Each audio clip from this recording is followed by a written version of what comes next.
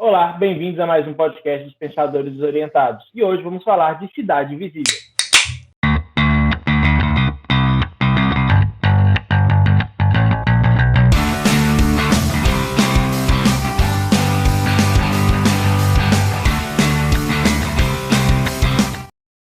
Bom, para quem não sabe, Cidade Invisível é uma série brasileira de fantasia criada pelo Carlos Saldanha e estreou na Netflix no dia 5 de fevereiro de 2021. É um projeto bastante interessante, ele fala um pouco do folclore brasileiro. Ele tem dois roteiristas, que é o Rafael Dracon e a Carolina Munhoz. E tem o elenco tem com várias pessoas muito importantes para a gente. Alessandra Negrini, Marcos Pigossi, são atores renomados aqui no Brasil. Então, o último de nós a assistir a série foi o Gustavo, que estava um pouco relutante. E aí, Gustavo, gostou? Senhores, tudo bem? Pessoal que nos assiste, obrigado. Cara, na minha opinião, eu acho que a Netflix teve uma grande sacada com essa série, né? Eu não me lembro, não sei, vocês me corrijam se eu estiver errado. Eu não me lembro de ter visto um filme ou um material tão bem feito falando dos nossos folclores quanto essa série Cidade Invisível, série brasileira que está no Netflix. Uma coisa que eu queria destacar primeiro, antes até de falar da série, que ela é apaixonante, ela é série digna de maratona, né? É o quanto que ela é bem feita. Sabe quando você tem... A gente tem um hábito de ter uma certa relutância, uma certa resistência com a produção brasileira, né? Eu acho que a grande regra é essa, infelizmente. A gente não deveria, mas é verdade. Mas a série, ela tem uma produção, o enredo dela é produzido em pé de igualdade com outras séries que tem na Netflix. Aqueles capítulos de episódios de 30 e poucos minutos, que deixam sempre um fio não esclarecido no final do primeiro episódio, que você não consegue aguentar, e você tem que assistir o segundo. E assim você vai. E confesso para vocês aqui, eu assisti a série na base da maratona. Foi um atrás do outro. E não foi por obrigação, não. Eu achei ela realmente muito interessante. Ela muito bem construída, enredo muito bem amarrado, né? E evidencia aí os personagens do nosso folclore, né? Achei a série muito criativa, achei ela muito bem produzida, como eu falei com vocês, né? Eu gostei muito da vinheta de entrada dos episódios, achei muito bem montado também. Uma série intrigante, divertida, tem hora, né? E eu achei, assim, uma pérola. Achei uma coisa muito bem desenhada, muito bem estruturada, feita pela Netflix em relação ao que a gente tem de folclore no Brasil, né? Tá aí entre as 10 séries mais assistidas na Netflix, né? Tá aí na crítica como um material muito bem avaliado. Foi até o André que comentou comigo isso recentemente, né? Por incrível que pareça, essa série ela está em sucesso de crítica, né? Está entre as que estão com as melhores avaliações com relação ao sucesso de crítica. Lamentavelmente, não foram todas as produções de essência brasileira que a Netflix fez que ficaram boas, né? Eu, por exemplo, aquela série 3% que a Netflix fez, para mim, aquilo foi muito mal feito. Uma série ruim, mal concatenada, eu já não gostei. Agora, essa que foca no folclore, dando uma pegada diferente em relação a esses personagens que a gente tem aqui nas nossas histórias de infância, ficou simplesmente fantástico. Fantástico. Trabalhando as lendas de forma muito bem articulada com o mundo real, uma coisa que eu achei bem interessante também, né?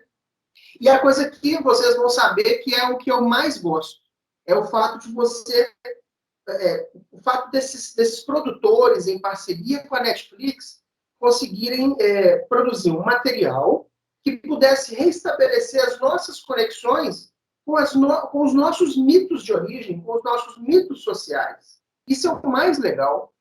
Você vê as séries que são produzidas na Netflix, pode ser as de ficção ou de mundo real, e o que acontece? São sucessos no start. Agora, aqui no Brasil, não sei se vocês vão concordar comigo, mas eu acho que vão. A gente, com o tempo, a gente foi perdendo essa relação com as nossas origens, com os nossos sonhos de criança, com os nossos livros de história. A gente perdeu a conexão com aquilo que nos funda enquanto sociedade, né? E vocês sabem que muitos dos personagens do folclore brasileiro, como diz o seu Cício lá durante a série, né, tomando cuidado para não dar muito spoiler, são os espelhos da gente. Saci, Curupira, a sereia, a cuca. Então, eu acho que no primeiro momento a gente pode trazer esses elementos, né, que são, inclusive, a questão de ambientação, a película usada, tudo isso foi muito bem construído para a gente restabelecer essa conexão com a nossa cultura. Eu achei isso emocionante, achei isso um presente para nós, né? E depois eu vou querer fazer um trabalho, eu acho que mais interessante com vocês aqui, durante a nossa apresentação sobre essa série, que é estabelecer uma conexão entre os personagens e a vida objetiva de nós brasileiros. Eu acho que ela produz muito esse senso de paralelo na gente. A série tem também esse outro brilho. Você vê os personagens interagindo entre o mundo da ficção e o mundo real, e você consegue fazer paralelos para fazer uma interpretação, né? É uma série que nos ajuda a fazer uma interpretação de nós mesmos. Gu, eu gostei demais da série. Se eu não me engano, foi até eu que sugeri a gente fazer esse programa, né, Cidade Visível. Eu gostei demais da série, cara. Você falou algumas coisas aí que eu gostei bastante, que eu não tinha nem pensado, por exemplo, isso que você falou aí do cotidiano brasileiro, não cheguei a fazer nenhuma análise do tipo. Mas a série é muito bacana.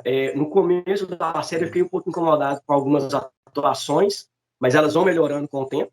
E você falou, por exemplo, da questão, né, da cultura brasileira, né? O mais legal dessa série é isso, ela trabalha a cultura brasileira.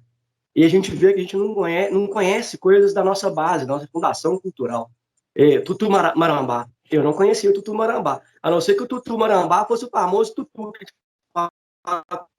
criança, só o Tutu vai te pegar. Se foi esse Tutu, eu achei direitos personagens. E assim, a série deixa algumas pontas em aberto que eu acho interessante. No primeiro episódio, a gente tem a morte esqueci o nome da personagem agora, que é a esposa do personagem principal.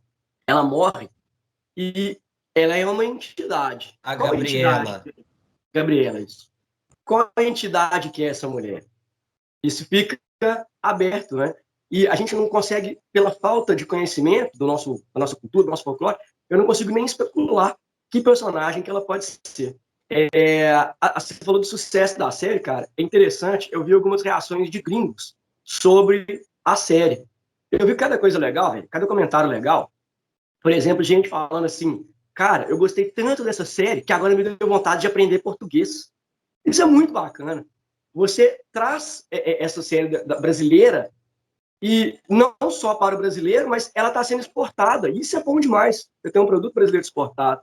A gente tem alguns produtos aqui de qualidade para exportação. Já tivemos alguns filmes que concorreram a Oscar, alguns filmes que ganharam premiação em outros festivais menores, mas séries a gente ainda fica um pouco aquém de ter algumas séries. Lembrando também que o Brasil tem produções de novela que são premiadíssimas mundo afora, né? A Globo já cansou de fazer novelas muito premiadas, várias, né? E a gente tem aí agora a Netflix investindo em produção nossa. Você falou do 3%, eu não tive coragem de assistir até hoje. E essa série foi um grande acerto. É uma série gostosa de assistir, de maratonar, igual você falou. Eu maratonei junto com a minha esposa. Então, dá pra gente se divertir um pouquinho com ela. Mas vamos tomar cuidado muito com spoiler, não, porque nós já estamos atrasados com esse programa aqui, dá para poder a gente falar. Dá não? O que vocês acham? Não, eu acho uma boa. Vamos colocar esse tempero a mais do spoiler para os nossos internautas aí no próximo bloco. Eu, só para começar nessa introdução da série, eu queria retratar exatamente isso sobre a qualidade. A gente já falou aqui que foi o Carlos Saldanha, né, que é o idealizador e diretor dessa série. E se a gente for pegar o histórico desse diretor, a gente não poderia esperar nada mais do que isso. Porque ele é um brasileiro que nos representa na cinematografia de forma espetacular. Ele é o cara que fez A Era do Gelo, ele é o cara que fez os filmes Rio, né, todos longas de animação de sucesso, né, mundo afora. Então, ele tem aí o dedo no Cidade Invisível, nessa produção original do Netflix, especificamente para o Brasil, e aí que nos remete a esse orgulho, tanto do folclore nacional, né, sendo resgatado, que eu acho que é muito importante, isso que o Gustavo falou, da gente não deixar, né, essas nossas origens se perder com o tempo, e com grande qualidade, porque é um diretor que já foi indicado 2 vezes ao Oscar, é brasileiro, então tem um renome no mercado gigantesco. E o Cidade Invisível, eu não sei, nós que estamos aí na faixa etária de 30 anos, senhores, os internautas estão apelidando que é uma produção do Sítio Pica-Pau Amarelo para adulto. E eu achei fantástico, que é quase isso, porque trata de Saci, de Cuca, Curupira, Tutu, entre outros. Apesar do Tutu não estar no Sítio Pica-Pau Amarelo, que eu saiba, ou me lembre. Mas eu achei fantástico, porque é uma produção para a atualidade, para o mundo cotidiano, uma história bem contada. Também acho que no começo ela começa a atropelar algumas coisas, mas é porque também é uma história, né, da cultura brasileira tão grande que acaba que tem que fazer sim alguns recortes. Mas eu acredito que aí ao longo do tempo e também, né, uma produção em torno de 30 minutos cada episódio, não passa de 40, acaba que consegue ali fazer uma síntese muito legal. Então esse catálogo aí que a Netflix vem oferecer, e a gente vai falar um pouquinho mais sobre ele, dando alguns spoilers que o André já está coçando aí para falar. Eu acho que adiciona muito valor um pouco da nossa história, do nosso cotidiano, vale a pena, porque é sim uma produção que não perde para, né, nada feito no exterior, de muita qualidade, de vídeo, de imagem, de som. Então, eu acho que vale muito a pena. E tem muitas revelações aí, né, durante o conto da série, que pega às vezes muitos de surpresa, porque a gente acha que começa uma coisa, porque o início já é assim, né, já é impactante. E aí, ao desenrolar da história, vai nos mostrando, pelo menos a mim foi até certa surpresa, não imaginava que né, a figura que foi incorporada seria aquela que veio a se revelar mais para o final, né, do conto da série. Pode Mas falar, vamos falar spoiler, não tem problema não. eu, eu, a gente vai, já estou dando um pitasco Aqui para aqui. spoiler. Hã? A gente coloca um alerta aqui de spoilers. Mas assim, Mas eu acho que o negócio o conteúdo é tão bom, eu acho que o enredo é tão bem construído que eu acho que a gente vai ter dificuldade de dar spoilers que revelem o final da série pro pessoal, eu acho. Só para complementar um pouco o que o Igor falou, eu não sei como é que quem vai poder responder essas 2 perguntas para mim é o André e o Igor. Mas o folclore brasileiro para mim deu uma perda muito grande. Eu sabia muito de folclore e sabia o que é folclore brasileiro graças à educação infantil. Na educação infantil que se falava do folclore brasileiro, que se tratava dessas lendas, e a adaptação do livro do Monteiro Lobato para a Globo, né? Que foi o Sítio do Pica-Pau Amarelo, que eu acredito que todos nós assistimos pelo menos um pouco da primeira versão e um pouco da segunda, porque a nossa geração é a geração do meio. A primeira versão é muito antiga, de 1970, e a segunda versão já é de 2000 para frente. Então a gente já estava ali um pouco mais na adolescência, mas dava para a gente assistir alguma coisa. O folclore brasileiro ele sempre foi comemorado no dia 17 de agosto, que foi do dia 17 de agosto de 1995, que o presidente, então, militar, né, Humberto Castelo Branco, decretou o dia do folclore brasileiro. Só que eu sabia desse dia graças às escolas, ainda mais que minha mãe era dona de escola infantil, então eu tinha uma interação maior. Mas fora isso, você não vê muito falar de folclore brasileiro. E essa série eu acho que resgata isso na gente, nas pessoas mais velhas, porque hoje eu gosto muito do Monteiro Lobato, mas para criança é uma leitura um pouco cansativa.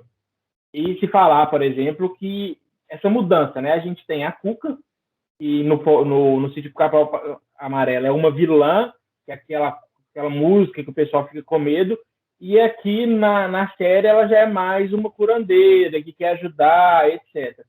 Só para vocês entenderem um pouco, gente, a série se trata falando do Corpo Seco. O Corpo Seco é uma entidade que ela é contra, ela é a favor da queima de florestas, ela é um espírito que ele não gosta dos personagens do folclore. Esse Corpo Seco, ele mata... Ricardo, só uma pergunta. O Corpo Seco é o Ricardo Salles? Ah, desculpa. Esse Corpo Seco mata a família do Curupira, o Curupira mata ele, e depois ele teria que ser enterrado e não poderia ser mexido naquele local.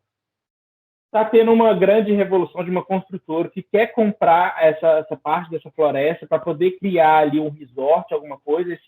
Teoricamente, na série, essa floresta fica dentro de uma área preservada no Rio de Janeiro. E, ao mexer nessas coisas, eles acabam liberando o Corpo Seco. E o Corpo Seco se toma posse do corpo de alguém, que se o André quiser dar spoiler é da cabeça dele. Então, essa é literalmente a cena final do filme, praticamente da série. Toma conta de alguém, dessa pessoa, e essa pessoa sai matando as entidades. Eu achei uma entidade deu no meu coração a morte, uma delas. Mas, a Cuca vai tentando descobrir quem que é essa pessoa, e até descobrir quem que é, e tenta trazer de volta o Curupira, e o Curupira se refugiou na sociedade porque ele estava vendo que não estava conseguindo deter a humanidade contra as matas. Então ele se refugia na sociedade como um mendigo, e depois a Cuca, depois de uma morte que para mim foi emocionante, mas para mim não deveria ter morrido, o Curupira se revela e volta para poder salvar a floresta. Então a série se baseada nisso, muito boa, por sinal, a história é muito boa. Eu falo que eu não gosto de coisa muito lenta. Tem cenas que eu acho muito prolongadas, mas é a minha visão, Ricardo. O cara vai caindo na floresta, aí demora uns 10 minutos o cara andando cambaleando. Não precisa disso. 2 minutos você já entendeu que ele está cambaleando. Não precisa de muita coisa. É a minha visão. Mas é mais ou menos nesse sentido que as minhas críticas a essa série. Mas eu queria saber do Igor e do André como é abordado o folclore hoje nas escolas infantis, já que eles têm 2 filhos pequenos e podem nos passar essa informação. André. Eu acho que o Igor ainda não chegou nessa parte da educação, né? Você está querendo me envelhecer de tal forma, ô, Ricardo, que não cabe a mim, não, beleza? Isso aí, o pai velho aqui é o André, tá bom? Eu que sou o que está mais experiente nisso. Não, as escolas infantis continuam trabalhando a questão do folclore, né? A apresentação do folclore brasileiro. A Helena teve ano passado e esse ano tem algumas coisas também que são apresentadas. Nesse momento, está mais para a cultura brasileira de cantigas, de ciranda. Então, ainda não está tão focado no folclore, não. Mas apresenta sim. Você perguntou do folclore na escola infantil e você chegou a falar também do Sítio do Pica-Pau Amarelo, que é uma produção infanto-juvenil. Eu acho que essas representações acabam, como é que eu falo? Atrapalhando um pouco a representação do folclore brasileiro. O folclore brasileiro, ele acabou se tornando uma coisa muito infantilizada, uma coisa muito menosprezada. A gente tem um folclore aqui, além dessas entidades que são apresentadas na série, por exemplo, tem alguns deuses indígenas que são praticamente esquecidos dentro da cultura local, da nossa cultura. Enquanto isso, a gente venera deuses de outros países, né? A gente vê muita coisa, por exemplo, muita gente que fala, eu, por exemplo, sou um que gosta muito da cultura dos chamados vikings, né? Dos nórdicos, dos deuses nórdicos. A gente vê muita essa ligação. Outras pessoas são muito ligadas às entidades indianas. Temos também as religiões de matriz africana. E quando a gente fala do folclore local, os deuses brasileiros, os deuses indígenas, né, nativos, praticamente não são comentados. Inclusive, tem um autor brasileiro escrevendo uma série sobre deuses que parece ser bem interessante. Eu não me lembro agora o nome, mas depois eu vou até procurar para poder passar, porque eu estou a fim de ver. E eu André, acho que desculpa te interromper, eu não interrompi antes por causa do barulho. As religiões afrodescendentes, elas convergem um pouco com o folclore, viu? Então, elas têm uma ligação. Então, elas não, diante de todos que você falou, elas são a única que traz um pouquinho chamado do folclore brasileiro. As outras eu concordo com você que não. Então, só vamos tomar cuidado nisso para não criar ranço. Não, bacana. Eu não tenho esse conhecimento mais aprofundado que você tem. Depois você pode até falar um pouco mais para a gente entender. Realmente eu não sabia, mas até do pouco que eu conheço, eu nunca vi essas ligações com figuras folclóricas. Então eu nunca tinha visto. Mas, voltando, essa série, ela traz um pouco uma visão diferente adulta dos personagens. Para mim, a cena do Curupira, no final da série, quando o Curupira aparece, aquilo ali desmantela toda a visão de um simples cara que anda com o pé para trás, velho. Você simplesmente tem uma entidade poderosíssima, o visual ficou incrível do fogo na cabeça dele, não ficou aquela coisa infantilizada que a gente está acostumado a ver. Isso trouxe uma visão adulta do nosso folclore, porque a galera fica assim, nossa, você tem não sei que país, você tem Deus tal, tem país que você tem um lobisomem, né? Aqui no Brasil você tem um cara que pula de uma perna só e um cara que anda com o pé para trás. Não, velho. Mostrou os poderes do Saci, eu achei isso muito bacana. O tanto que o Saci é poderoso. A série não explora tanto quanto poderia, né? O poder do Saci poderia explorar até mais. Mas mostra que essas entidades têm algum poder, traz uma relevância maior. Eu acho que isso deixa interessante para a gente poder acompanhar o nosso folclore. Agora, deixa eu perguntar uma coisa para vocês, o que vocês acharam dos atores escalados para poder fazer a série.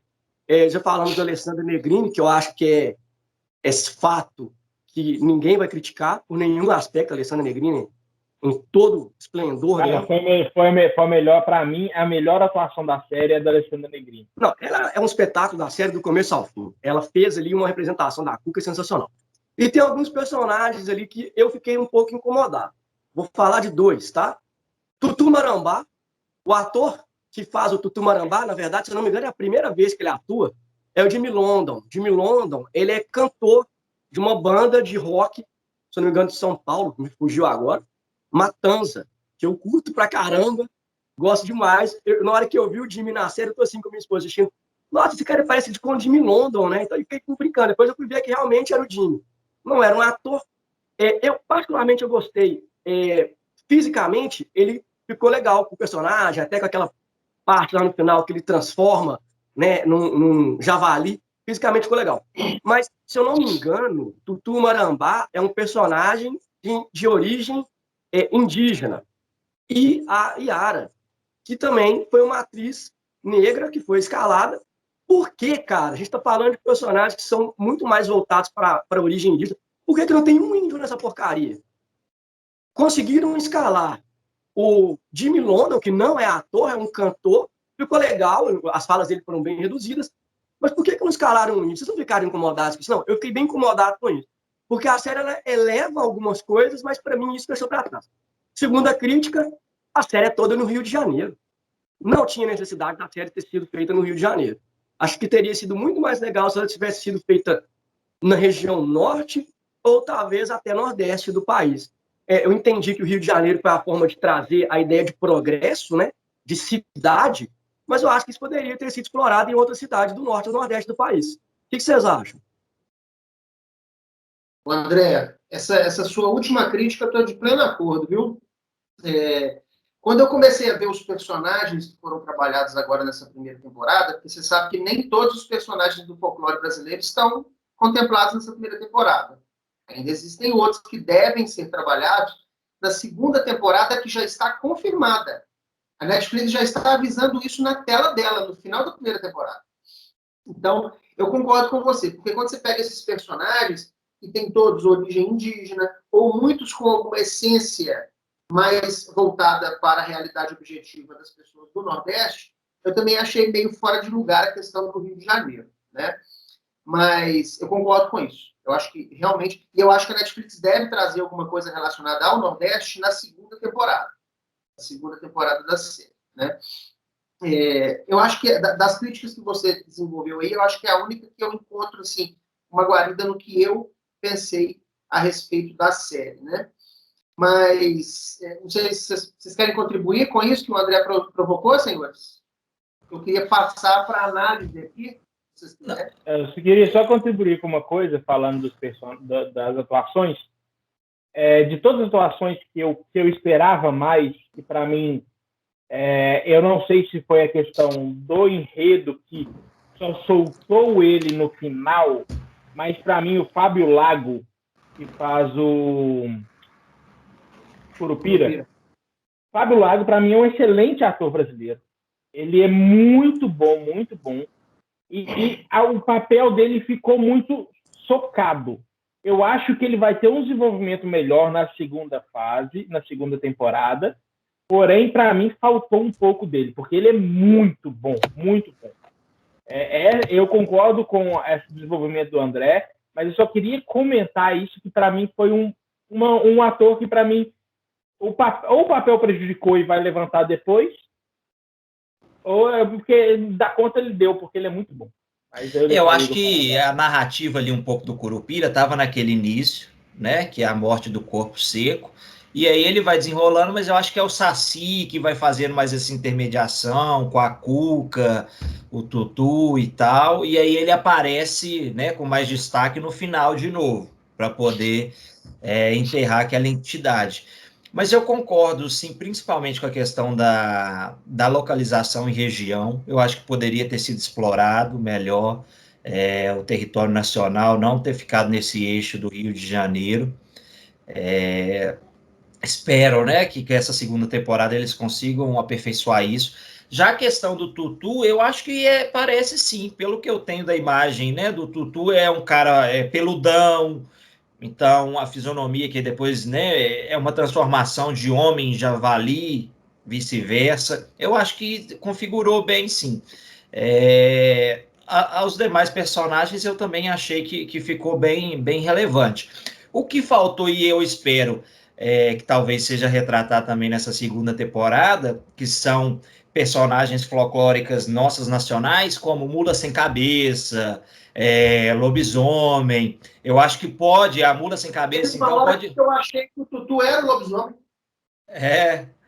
Tem um momento na série que eu acho que ele está num local escuro, num corredor, parece num beco, e o olho dele... ele está saindo do bar. É verdade. Naquela hora eu falei assim, olha, mais um personagem do folclore, e eu interpretei naquele momento que ele pudesse ser o lobisomem. Então eu acho que pode ser explorado isso melhor. Ele é um metamorfo, mais ou menos a ideia do lobisomem. Ele não vira um lobo, ele vira um javali, mas é mais ou menos a mesma ideia, né? Pois porque o Tutu Marambá, na verdade, a origem dele é baseada no bicho-papão, né? Então, o bicho-papão se torna formas, né? Então, o Tutu Marambá também se torna formas. Então, por porque isso até então não tinha tido essa relação ainda, né? Então, eu achei... Agora, o Igor falou de um filme muito bacana aí também, do mesmo produtor, né, do mesmo diretor, que é o filme Rio, né? Que é um filme belíssimo, belíssimo também. Uma outra produção magnífica que a gente fez, né?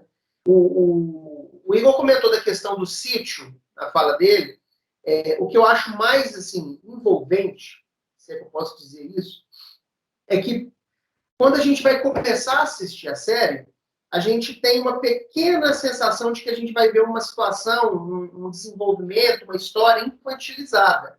Porque a gente recupera imediatamente na nossa memória a ideia do sítio do Pica-Pau Amarelo, né, que pega a obra de Lobato e transforma naquela produção de televisão. Então a gente tem a impressão que, tipo assim, nossa, será que a Cuca vai ser o jacaré mesmo? Se você chegar cru para assistir a série, você tem essa percepção, né?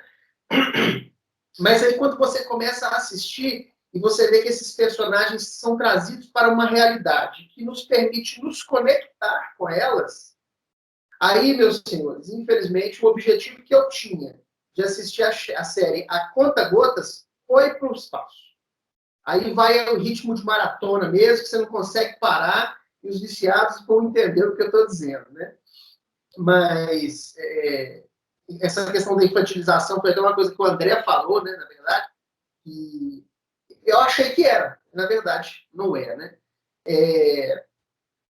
Então, vamos lá. Eu queria trazer alguns personagens para vocês aqui e tentar desenvolver um paralelo com a nossa realidade. Queria começar pelo Saci. Vocês perceberam que durante a série, o Saci é aquele sujeito travesso que usa de subterfúgios para conseguir comer. Tem uma cena no filme que demonstra isso, a esperteza dele para tentar comer. É um menino que tem uma perna só, é um menino com o estereótipo do cidadão brasileiro que, infelizmente, não tem os acessos necessários que a gente deveria observar, né? É um garoto negro, como Saci é, mas é um garoto negro e a gente reconhece as dificuldades, infelizmente, que os negros têm no Brasil para conseguir acesso às coisas. Infelizmente, eles não partem de uma condição de igualdade para competir com as outras pessoas. Isso é um problema, isso é uma discussão que tem que acontecer. O mérito não acontece nessa situação.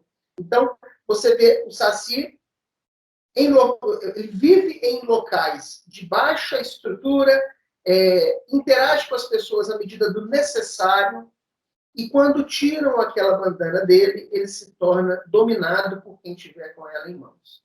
Qual que é a análise que eu gostaria de fazer aqui nesse personagem? É o seguinte, olha a relação clara que a gente vê nesse personagem em função de pessoas que têm poucos recursos, pessoas que vivem dificuldades severas no seu dia a dia e ainda assim conseguem sobreviver e, às vezes, e muitas vezes também, ainda mantém um sorriso no rosto. O Saci Pererê, ele é o exemplo objetivo do cidadão que está, na maior parte, em vulnerabilidade na nossa sociedade. Que ele não é assistido, ele não recebe atenção, ele não é valorizado, ele é desrespeitado, mas consegue sobreviver com um sorriso no rosto. Olha quantas pessoas a gente vê que são assim nesse país. Claro. Achei legal isso aí, cara. Só te interromper um minutinho antes de você continuar. Isso é interessante que todos os personagens ali, a gente está acostumado a ver muito nas produções brasileiras, até as produções mais internacionais, a gente vê muito as elites na televisão, né? É bonito de ver as elites. E a série traz só os personagens marginalizados, porque a nossa cultura é marginalizada, os personagens foram marginalizados dentro da nossa sociedade e todos vivem num lugar marginal. As casas que aparecem, inclusive, são casas simples. E todos eles são marginalizados.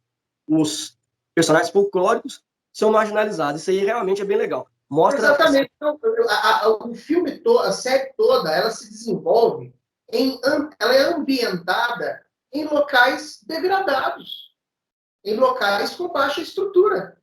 Que essa é a grande realidade da grande massa do povo brasileiro.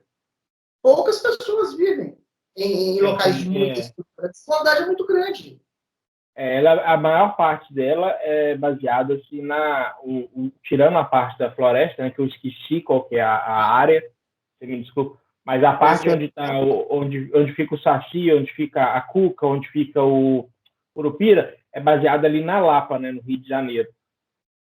Pois é, uma área, infelizmente, com pessoas morando na rua, pessoas sem casa, pessoas bebendo, em função de angústias pessoais, locais degradados. Agora, avançando, para a gente não tomar muito tempo, a Yara, queria comentar um pouco da Yara.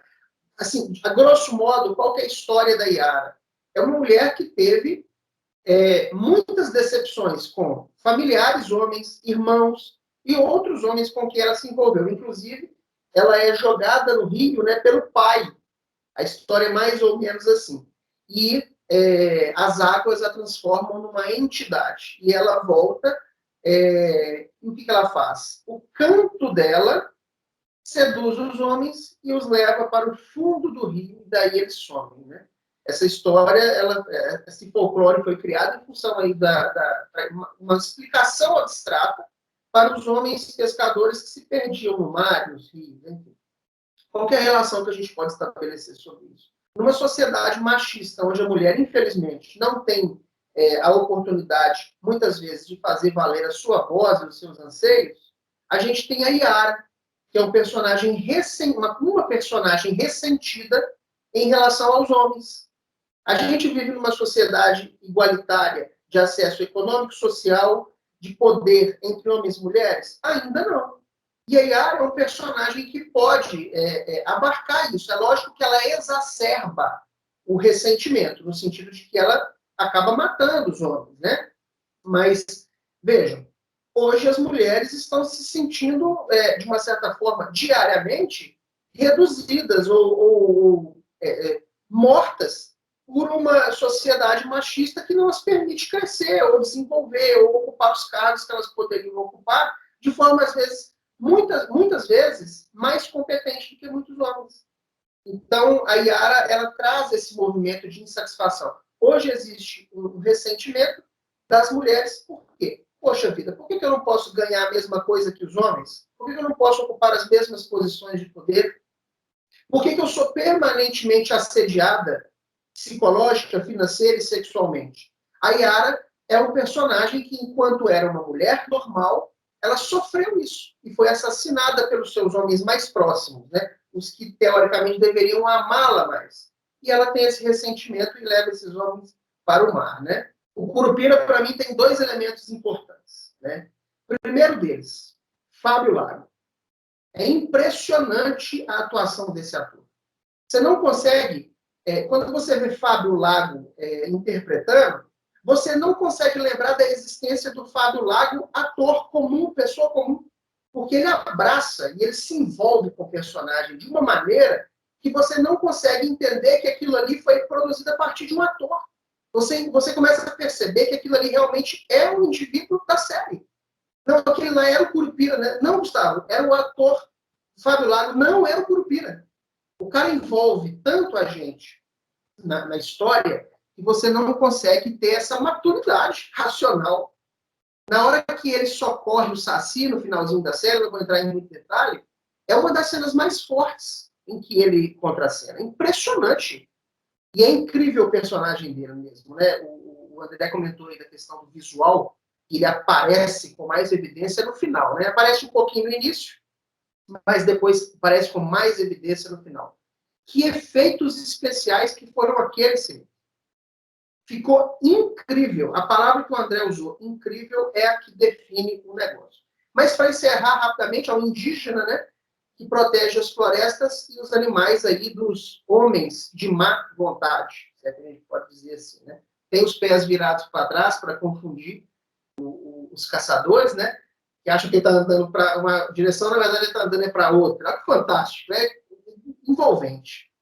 Agora, exatamente no momento em que a gente discute preservação ambiental, exatamente no momento onde a gente discute, agora arrefeceu um pouco, mas incêndios na Amazônia, vocês viram lá durante a série, a gente não vai entrar muito em detalhe, mas a mata foi incendiada, a Amazônia está sendo incendiada.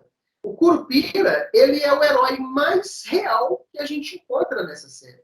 É o herói mais vinculante, é aquele que a gente encontra assim, poxa vida, a gente precisa de muitos curupiras na floresta amazônica.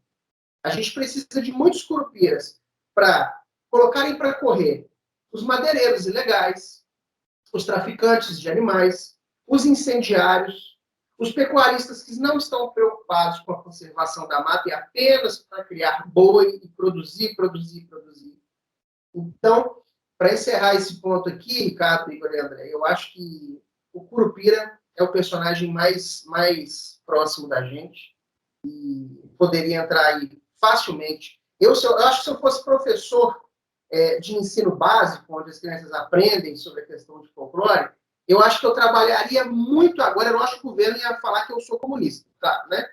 Esquerdista, influenciando as crianças. Mas, como eu não estou nem aí para isso, eu acho que eu introduziria muito esse personagem do folclore brasileiro no ensino para as crianças. Crianças, esse personagem aqui, que tem fogo no cabelo, pele queimada e pé para trás, ele parece feio, ele parece um vilão, ele faz barulhos assustadores, quebra galhos, mas, na verdade, ele nos ajuda. Ele protege os nossos animais, os que estão em extinção, ele protege as nossas matas. Então, olha só, Nós temos um herói nacional e a gente precisa valorizar, e o Netflix ajudou a colocar isso na pauta de novo. Curupira. Talvez a gente está precisando de um Curupira contra o governo desmatador que a gente tem. Olha, eu quero falar o seguinte, The Oscar goes to... Primeiro Oscar desse programa do Pensadores Desorientados, de fala longínqua, da maior fala de todos os tempos, do nosso querido. Vai para você, Gustavo! Eu quero ver internautas que falaram de mim no último episódio. Eu quero ver o que vocês vão falar do meu amigo Gustavo, tá? Estou de olho em todos vocês. Quero repercussão. Essa fala aqui, além de envolver... Comenta aqui embaixo. Comenta, pelo amor de Deus. Além de comentar desse episódio excelente, eu quero que vocês comentam especificamente dessa fala, que a gente vai até cronometrar, se der na nossa edição, a gente vai colocar o tempo, porque eu acho que essa daí bateu todos os recordes. Não teve outra. É pelo lado bom. Isso envolveu folclore, já estava envolvendo política, social, econômico. O cara fez uma abrangência total. Ó, você arrebentou. Da sua fala, para a gente já não ficar tão longo, porque nem tem mais espaço para isso, eu só destacaria a questão do Saci. Eu acho que essas pessoas de vulnerabilidade, eu acho que todas elas... O seu capuz são retirados e isso impede com que se prospere. O que eu quero dizer com isso? O Saci ele é dominado sem um capuz, né? E todos aqueles que vivem abaixo da linha da pobreza e não têm condições, né, de prosperar, de se desenvolver, eu acho que existe uma dominação sobre eles de determinados efeitos e sistemas, e aí eu não vou entrar aqui quais são, que os impede de avançar. Então, eu acho que cada um, esses que passam por essa realidade, tem um Saci dentro deles. Então, eu acho que eu concordo com você. O restante ficou excelente, a sua fala longa, bonita, representou tudo aqui para nós. Eu falei tão pouco. Não, ficou excelente, mas agora você entrou no meme, não tem jeito. Mas eu acho que é isso. Se os colegas querem contribuir, a série é essa, vale a pena. Fogo aqui na cabeça, aqui assim, ó.